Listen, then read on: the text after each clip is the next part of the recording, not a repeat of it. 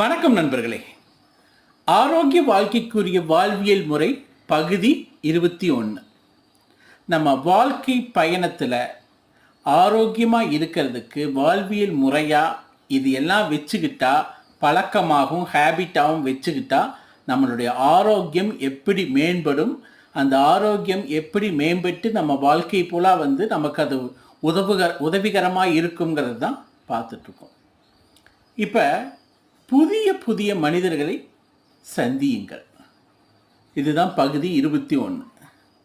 நம்ம வாழ்க்கை என்றைக்குமே ஒரு ஹாப்பியாகவும் சந்தோஷமாகவும் மனமகிழ்ச்சியோடும் இருக்கணும்னா புதிய புதிய மனிதர்களை சந்தித்து உரையாடி கம்யூனிகேட் பண்ணினா தான் வாழ்க்கை ஒரு அர்த்தமாகவும் இருக்கும், அதே நேரத்தில் ஒரு சந்தோஷமாகவும் இருக்கும்.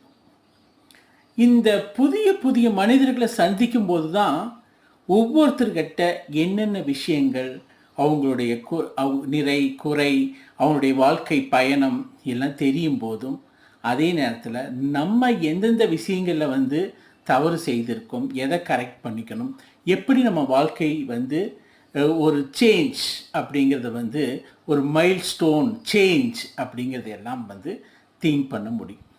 அப்போ நம்ம தொடர்ந்து மொனாட்டனமஸாக ஒரே இடத்துல இருந்துட்டு புதிய மனிதர்களையே சந்திக்காத போது எந்த ஒரு ஆர்வமோ, எந்த ஒரு குறிக்கோளோ, எந்த ஒரு வேகமோ உத்வேகமோ நம்மக்கிட்ட வராது. அப்போ நம்மக்கிட்ட ஒரு உத்வேகமும் ஒரு ஹாப்பினஸும் சந்தோஷமும் இருந்தால் தான் உடல் இயக்கம் நடக்கும். அப்போ அந்த உடல் இயக்கமும் மன சந்தோஷமும் தான் ஆரோக்கியத்துக்கு ஒரு வழி.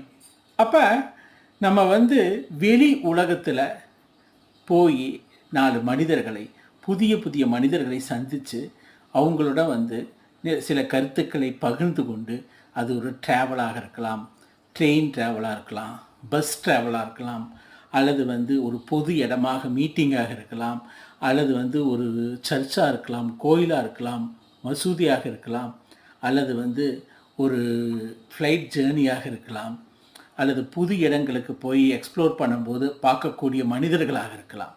அப்போ இது எல்லாமே ஒரு விதமான தேடல், ஒரு வகையில் கற்றுக்கொள்வது, ஒரு வகையில் அதே நேரத்தில் நம்ம புதிய புதிய மனிதர்களை சந்திக்கும் போது நம்முடைய வாழ்வின் அர்த்தம், வாழ்வினுடைய முழு மீனிங் என்னன்னு புரிய ஆரம்பிக்கும். இந்த மனம் எப்பவுமே ஒரு தேடல், ஒரு ஹாப்பினஸை நோக்கி தான் போயிட்டுருக்கும்.